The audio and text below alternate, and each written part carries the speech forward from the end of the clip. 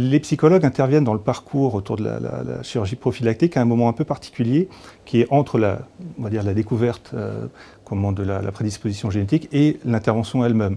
On a une intervention qui, enfin, contrairement à nos interventions habituelles où on intervient sur demande de la personne, là ça fait partie du protocole.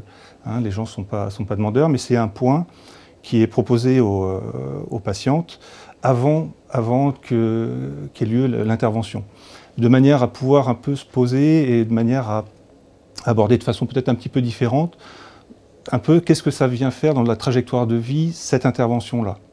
Et moi je trouve ce qui est intéressant dans ce premier contact, c'est qu'il crée également avec un patient un ancrage qui va permettre éventuellement de se voir aussi après l'intervention. Parce que là, au moment où on voit la personne, elle a déjà eu beaucoup d'informations, elle sait où elle va, elle a déjà réfléchi. Souvent, le projet est déjà mûrement réfléchi.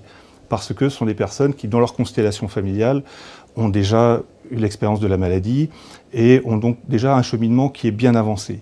Moi, je trouve que cette rencontre à ce moment-là est intéressante, déjà pour faire le point de façon peut-être un peu différente qu'avec les médecins, mais également de pouvoir se dire, après l'intervention, on peut aussi se revoir.